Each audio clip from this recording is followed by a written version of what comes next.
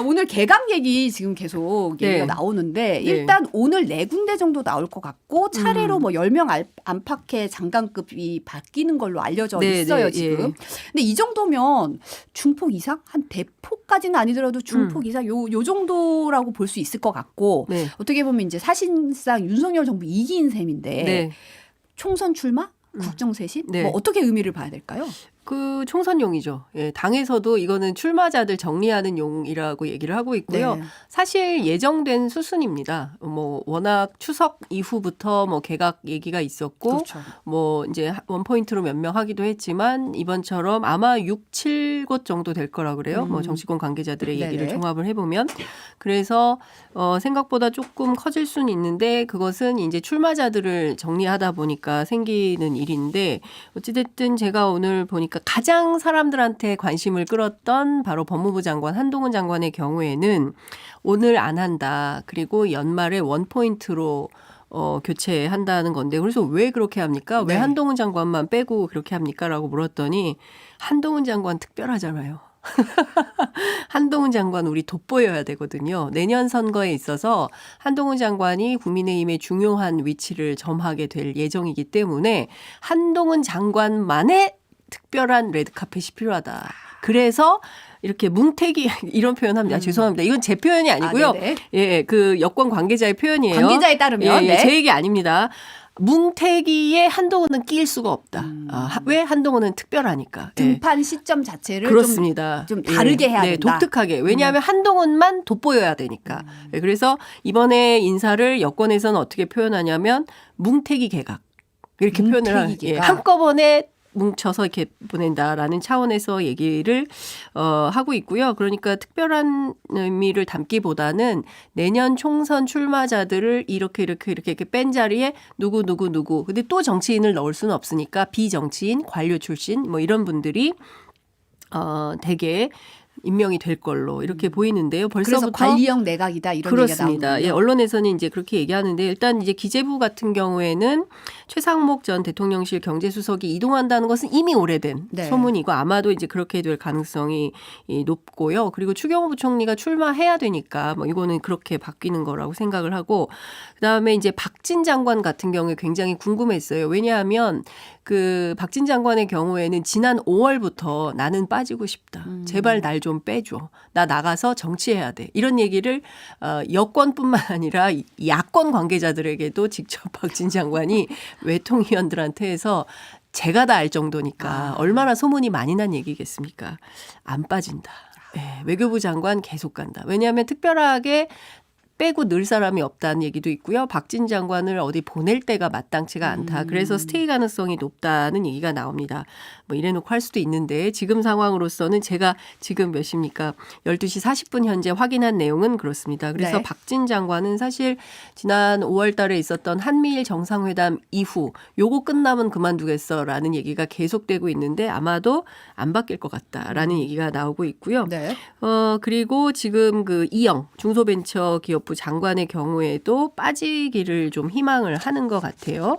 그래서 그 자리에 이제 지금 보면 이제 2분 정도가 나오는데요. 유병준 서울대 경영학과 교수, 민병주 한국산업기술진흥원장 이거 2분인데 이 부분도 좀 확인을 좀 해봐야 될 것 같고 그리고 이영 장관의 경우에는 본인이 지금 서초을 출마를 희망한다고 합니다.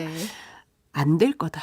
예, 거기 희망하는 사람이 너무 많다. 희망한다고 갈 수 있는 곳이 아니다. 본인은 일단 서초을이다. 그러나 당에서는 안 될 거다. 이제 이런 얘기가 나옵니다. 그리고 지금 박문규 장관 얘기가 나오고 있어요. 그런데 이분도 지금 수원을 원한다고 해요. 근데 지금 이수정 교수 수원 원하지 않습니까? 이수정 교수가 서초 아니면 수원을 집었더라고요. 달라고 했다. 근데 수원이 또 뜨겁다. 그래서 근데 누가 될지는 아직 모르겠다. 뭐 이제 이런 가능성 얘기가 좀 나오고 있고요.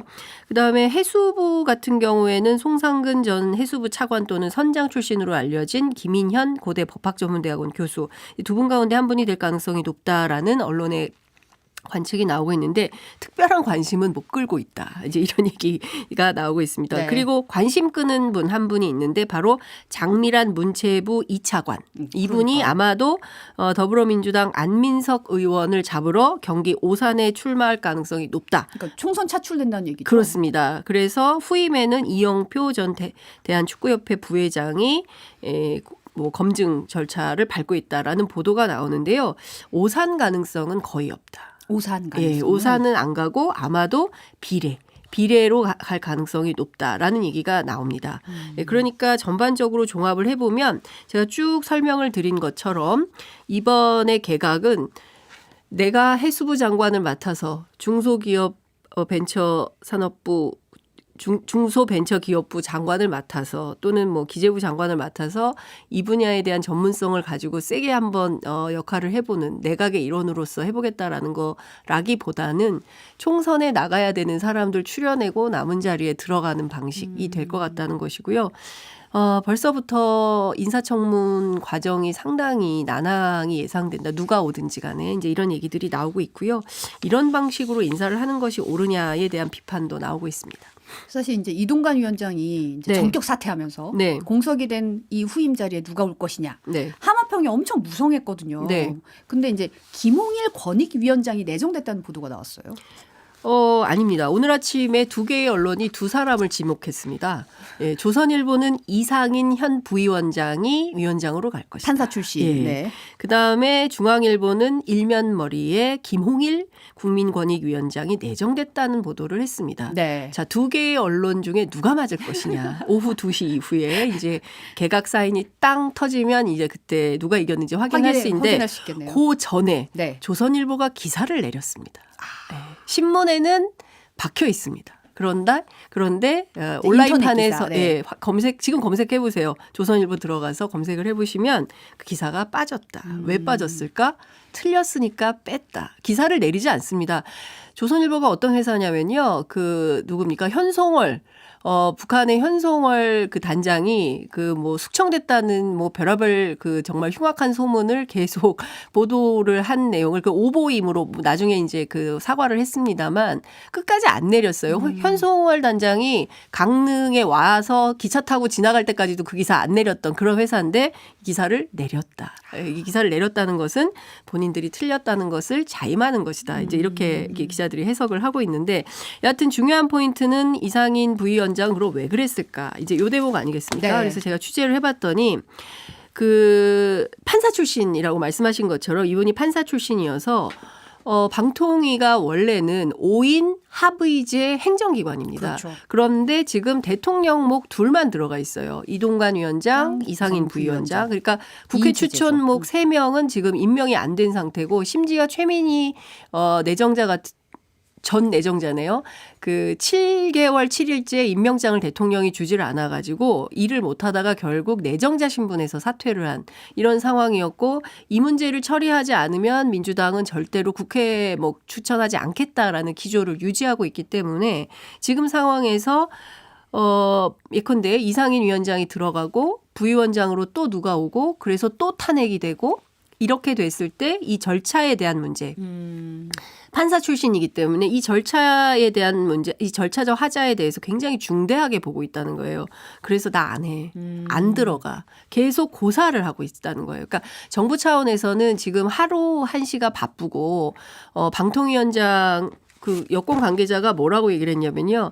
방통위는 하루도 비워둘 수 없는 기관이다. 그러니까, 하루도 비워둘 수 없다. 그런 주장을 했어요. 네. 그러니까 무슨 얘기냐면 그만큼 방송 장악이 중요하고 왜 방송 장악이 중요하냐면 총선 앞두고 지금 5달도 안 남은 상황에서 언론을 어떻게 핸들링하느냐가 정권 입장에서 굉장히 중요하고 여당에서는 굉장히 중요한데 이걸 계속 늦출 수는 없다. 그래서 탄핵 앞두고 자진사퇴라는 형식으로 이동관 위원장이 사실상 경질됐다라고 언론들은 보고 있는 거 아니겠습니까? 네. 이 상황에서 이상인 부위원장이 오고 그다음에 또 다른 사람들이 왔을 때 이거 또 문제가 생길 수 있기 때문에 나는 안 한다.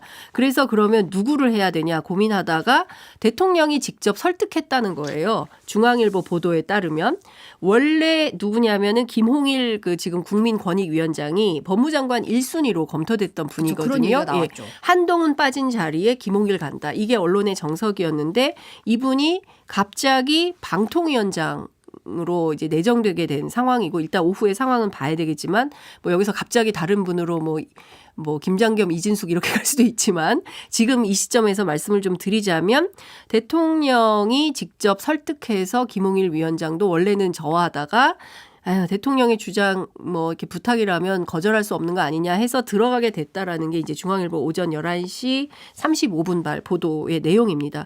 그런데 제가 취재한 것도 대체로 비슷해요. 네. 그러니까 지금 중요한 포인트는 한시가 바쁘고 그 최소한 탄핵 절차에 들어가면 6개월인데 6개월 동안 공석인 상태면 아무것도 일처리를 못하게 되는데 이건 안 되고 한 달 정도 그러니까 길게 잡으면 한 달 반 짧게 잡으면 한 달 정도의 기간을 가지고 방통위원장을 새로 임명을 해서 수순을 밟으면 뭐 여러 가지 일들을 할 수 있겠다라고 보는 것이죠. 지금 잘 아시는 것처럼 지상파 제어가 문제가 있죠. YTN 연합뉴스 텔레비전 최다 주주 변경 승인 절차 이것도 중요한 포인트죠. 그다음에 SBS, UHD, 그다음에 민방 뭐 86개사 제어가 문제 있죠. 채널A 재승인 문제 이런 등등의 것들을 현안이 엄청 많죠, 사실. 다 해결하려면 빨리 누군가는 자리를 차지해야 된다. 그래서 김홍일 위원장이다라는 건데요. 사실 야권에서는 또 그냥 넘어갈 것 같지는 않습니다. 그 여권에서는 그래도 국민권익위원장 하면서 한번 인사청문 절차를 거쳤기 때문에 쉬울 것이다. 금방 갈 수 있다라고 네. 하는데 그렇진 않을 것 같고요. 여하튼 다른 거 다 떠나서 이명박 정부 당시에 도곡동 땅 차명 보유 의혹, 그다음에 다스는 누구 겁니까 했을 때 다스 차명 재산 의혹, BBK 의혹 이거 싹 다 모혐의로 면죄부를 줬던 검사 아니겠습니까? 2007년 당시의 상황인데요.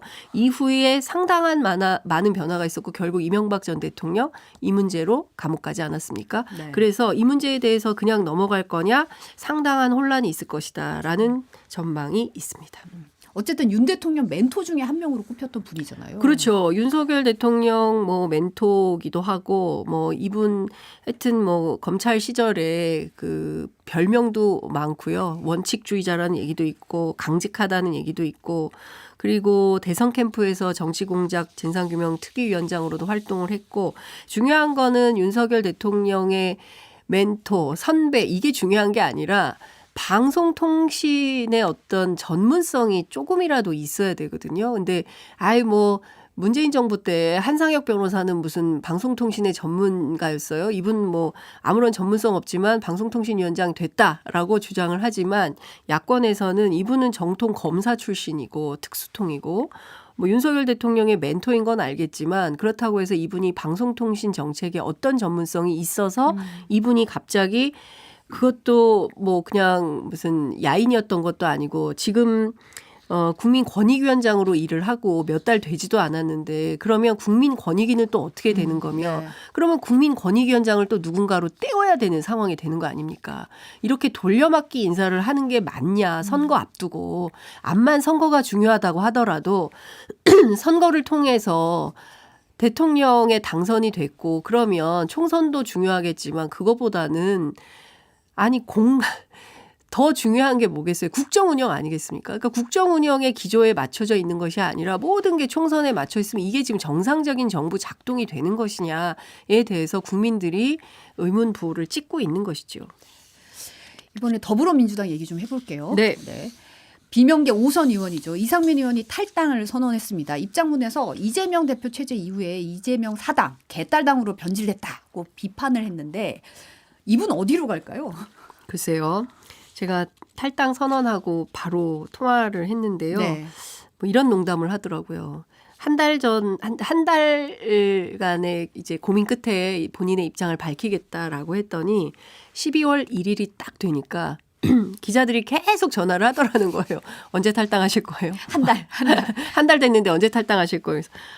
언론인들 압박에 못 이겨가지고 서둘러서 탈당했다. 네. 원래는 이제 12월 4일 오늘이죠. 오늘 기자회견을 통해서 입장을 밝히려고 했는데 기자들한테 전화가 너무 많이 와가지고 그냥 입장문을 먼저 발표를 했다라고 이제 농담 삼아서 얘기를 하던데요.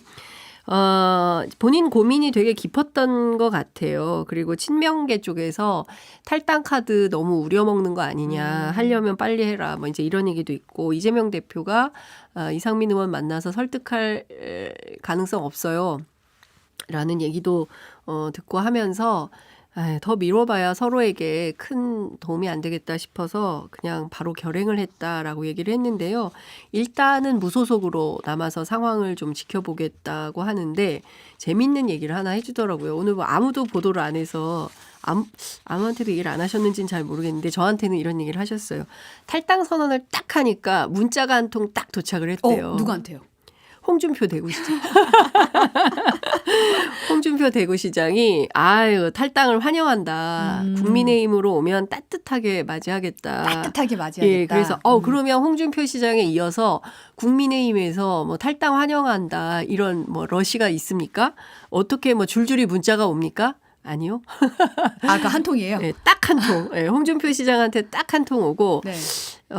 뭐 이건 농담 같은데 정의당에서는 연락도 없더라라는 얘기를 합니다. 네네. 지역구 안에서는 어떻습니까? 여쭸더니 기왕 이렇게 된 거 국민의힘에서 같이 합시다. 국민의힘으로 와라 이런 분위기가 있고 민주당 쪽에서는 기왕 그렇게 된 거 빨리 국민의힘으로 가라.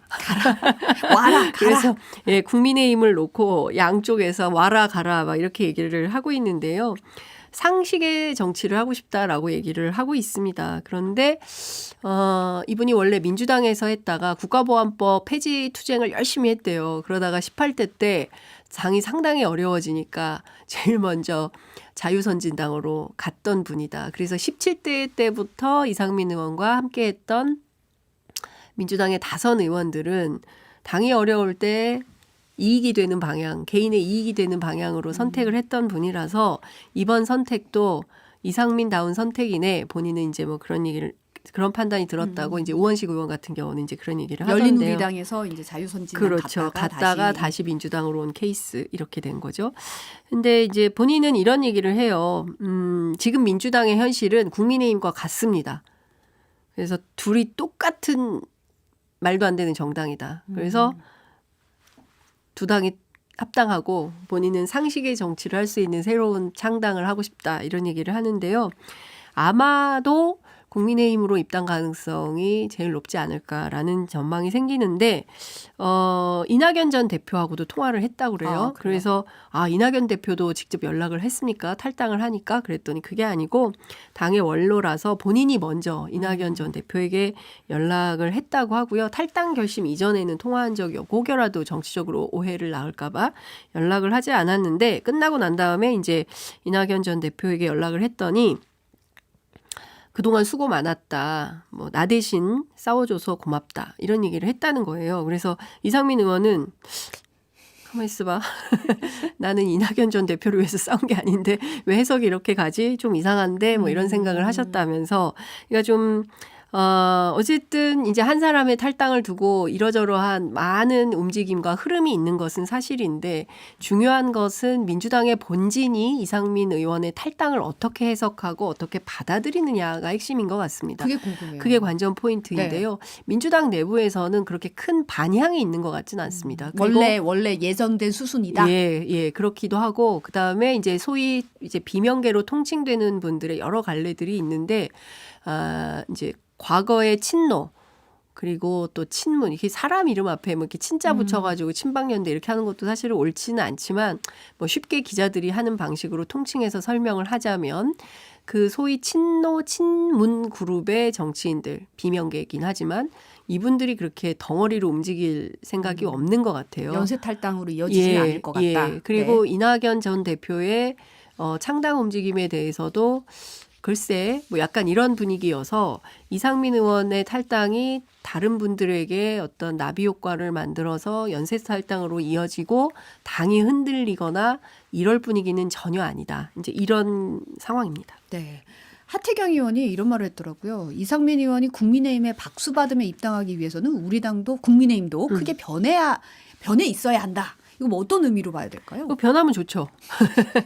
변하면 좋은데 이게 핵심은 인유한 혁신안 받아라 이제 이런 거잖아요. 그런데 제가 취재해 보면 김기현 대표 측이 인유한 혁신안을 받을 생각이 별로 없어 보여요. 그러니까 처음에 뭐 대사면이라는 워딩을 써가지고 이준석 전 대표 그다음에 홍준표 대구시장, 그다음에 또 누굽니까? 김재원 최고 뭐 네. 이런 분들에 대해서 그러니까 뭐 징계를 면해준 뭐 이런 것 말고는 뭐 영남 중진, 윤핵관, 당 지도부, 뭐 수도권 출마, 험지 출마, 불출마 뭐 이런 걸 세게 요구를 했지만 단 한 명도 이끌어내지 못했거든요. 그렇죠. 예, 그렇기 때문에 사실은 이걸 좀 하라는 거예요. 하태경 의원은. 그렇게 해서 혁신이 좀 되는 방향으로 본인뿐만 아니라 다른 사람들도 좀 영남 중진들이 수도권 서울로 와서 좀 스타 정치인들이 좀 이렇게 도전을 하고 이런 그림을 좀 만들어야 국민의힘이 변화했다라는 어떤 상징으로 생각하지 않겠냐라는 차원에서 얘기를 하고 있지만 그런 분위기 전혀 아니다. 그리고 인유한 위원장 스스로 너무 우스워지시는 선택을 했어요. 왜냐하면 자천으로 셀프 추천으로 공관위원장을 날 좀 시켜라라고 그 순간 이렇게 된 거죠.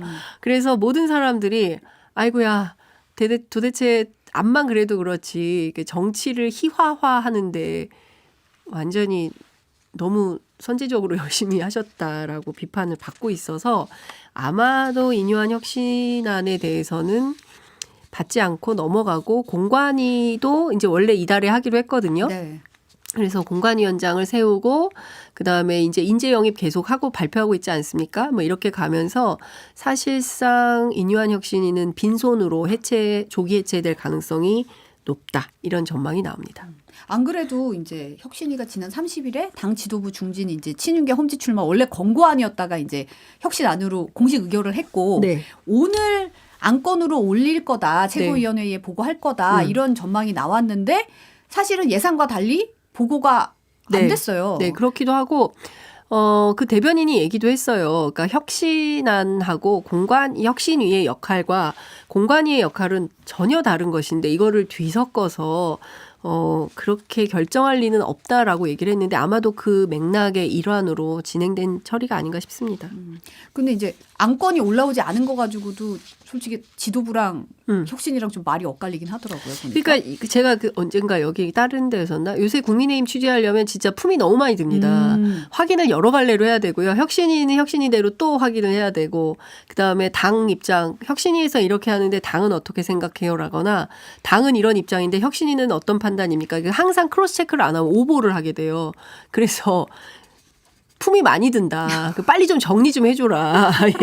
예, 현업 기자 입장에서 당부를 좀 드립니다. 그러니까 여기서 이제 뭐 박정환 수석 대변인은 기자들 만나서 안건이 보고되지 않았다. 이랬더니 또 오신환 혁신위원은 기자들한테 보내서 그거 아니다. 이러니까 기자들 입장에서는 그렇죠. 이 안에서 박정환 대변인 얘기만 듣고 기사 쓴 사람은 다 오보잖아요. 그래서 품이 많이 든다. 본인들도 힘들 거예요.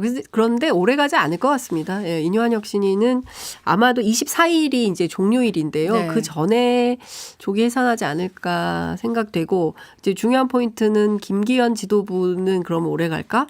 그것도 잘 알 수가 없다라는 전망이 나옵니다. 김기현 대표 체제가 어떻게 될지도 이제 관전 포인트가 되겠네요. 송영길 민주당 전 대표가 주말에 본인의 북콘서트에서 윤석열 대통령 퇴진에 선봉이 되겠다. 신당 창당하겠다 구상을 밝혔어요. 지금 보니까 신당 창당 의사를 밝히신 분들이 상당히 많아지고 있더라고요. 송영길 대표는 지금 어떤 그림 그리고 있을까요? 그러니까 지금 이런 것 같아요. 만약에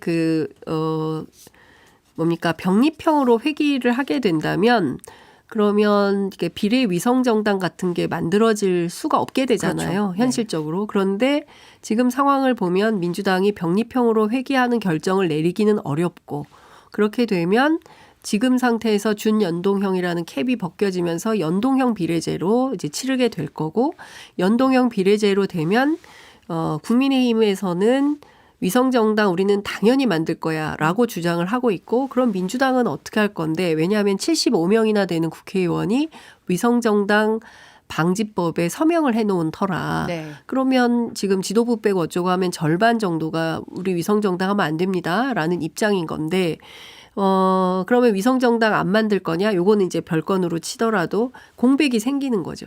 예, 그럴 때 우리는 민주당하고 친구 정당이에요. 그러니까 우리를 지지해 주세요. 우리는 반드시 윤석열 대통령 퇴진 운동에 앞장서겠습니다라고 그 룸을 보고 이제 송영길 대표가 당을 만들겠다라고 나서는 것 같아요. 네. 그런데 제가 민주당 그 관계자들 취재를 해보면 어떤 얘기를 하냐면 송영길 대표 억울한 거 알겠다. 파리에서 열심히 대학 교수 하면서 공부도 하고 또 연구도 하고 학생들 가르치고 잘 살다가 느닷없이 돈봉투 사건에 연루돼가지고 급거 귀국을 해가지고 여태까지 조사 한 번 없다가 8일날 부른다는 거잖아요. 이번 네. 주에 피의자 신분으로. 뭐 본인 입장에서는 나는 구속영장 기각시킬 자신이 있어라고 얘기를 하지만 뭐 어떻게 될지 알 수 없는 상황인 것이고요. 본인의 문제와 정당을 만드는 문제를 착종시켜서 국민들이 혼돈하게 하면 안 되는 거 아닙니까? 이분도 전직 민주당 당대표 출신입니다. 그러면 민주당에게 도움이 되는 방향으로 정치가 가야 되는 것이지 그렇지 않은 방향으로 가는 것이 과연 건강한 정치라고 할 수 있는 거냐라는 비판이 있어요. 근데 다만 송영길 대표는 어쨌든 이게 민주당을 돕는 방식이다. 그러니까 민주당의 왼쪽에 서서 민주당보다 더 세게 윤석열 정부 심판하는 세력이 있다면 그 자체로 정치적 영향력이 생기는 거니까 이거 좋은 건데 왜 이거를 못하게 하느냐. 이게 필요하다라고 주장을 하는 거죠. 그러면서 지금 이준석 전 대표 뭐 등등과도 연대를 하겠다라는 입장을 밝혔는데요. 네. 제가 이제 이준석 전 대표 쪽에 이제 취재를 해봤더니 그럴 마음은 없어요. 그리고 어제 오후에 페이스북에 본인 입장을 밝혔거든요. 신당을 한다고 하더라도 그것의 기치가 반윤일 수는 없다. 반윤연대는 안 한다. 그리고 다만 정치를 개혁하는 목표를 가진 사람들과 개혁연대는 할 수 있다. 그러니까 이 얘기는 무슨 얘기냐면 제가 해석하기로는 2016년, 2017년 박근혜 그 국정농단 사태 때 당시 새누리당의 일부 국회의원들이 일종의 탄핵연대로 함께 했었거든요. 네. 탄핵 입법연대, 개혁 입법연대, 촛불연대 이런 개념이 이제 정치권 안에 있었는데 사실은 그게 문재인 정부 출범 이후에 다 무위로 돌아가지 않았습니까? 그러니까 그때의 정치를 좀 복원시켜야 된다라는 판단을 이준석 전 대표는 하고 있는 것인데 그것이 송영길 전 대표가 만드는 당과 뭐 이렇게 연대해서 우리 다 같이 윤석열 심판 앞으로 요것만 하겠다. 그것은 아니다라는 거고요. 지금 송영길 대표는 윤석열 심판 쪽에 확실한 그 이제 포인트를 두고 있다면 이준석 대표는 조금 그런 쪽은 아니다라는 것이 확인이 된다는 겁니다. 지금 보니까 이낙연 전 대표가 요즘에 뭐 언론 인터뷰 굉장히 많이 하고 계신데 오늘 연합뉴스 인터뷰에서는 너무 길게 끌면 안 되니 생각이 정리되는 대로 때가 되면 말하겠다. 이런 식으로 얘기를 했어요. 이게 이제 결국은 이제 신당 창당에 대해서 어떻게 구체적인 입장을 밝히겠다. 이런 걸로 좀 시사하는 걸로 보이는데 네. 비판 강도도 발언이 굉장히 세지고 있더라고요.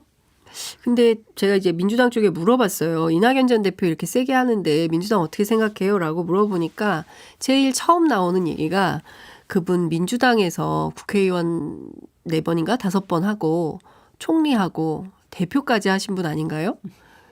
그래서 맞죠. 그랬더니 그러면 그분이 민주당이 선택한 대표, 민주당 당원들이 그리고 민주당이 만들어 놓은 정치 이거를 무위로 만들고 새로 나가서 신당 창당한다는 게 그게 대의에 맞는 겁니까? 라고 오히려 저한테 반문을 하던데요. 네. 그러니까 중요한 포인트는 이런 것 같습니다. 지금 이재명 대표 체제가 별로라는 거잖아요. 이낙연 대표는 그 어느 언론 중앙일보 인터뷰 하신 거 보니까 최소한 평균적인 국민들만큼만이라도 정직했으면 좋겠다.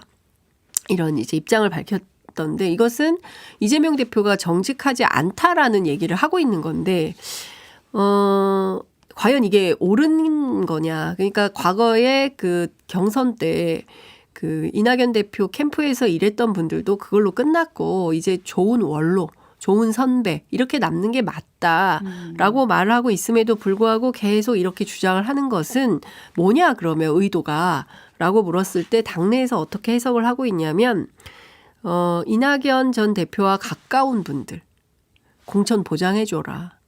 이 시위라는 거예요. 그래서 실제로 당을 나가거나 왜냐하면 이낙연의 정치 인생은 민주당을 빼고는 설명이 안 돼요. 예. 그러니까 뭐 나가서 신당 창당한다 뭐 이러저러한 압박을 하면서 실제로는 이낙연 전 대표와 가까운 뭐 호남 플러스 586이겠죠. 이분들에 대한 공천 지분을 챙기려는 정치적 의도가 있는 것이 아니냐라고 해석을 하고 있습니다. 이분들에 대한 공천을 좀 압박하는 수준에서 지금 이런 얘기가 나오고 있는 거다. 실제로 신당 창당한들 그 당이 되겠습니까? 라고 반문도 합니다. 그러니까 아마 거기까지는 안 나갈 거고 총선 전에 이분들에 대한 공천을 확보하는 차원이 되지 않겠냐라고 얘기하고 있습니다.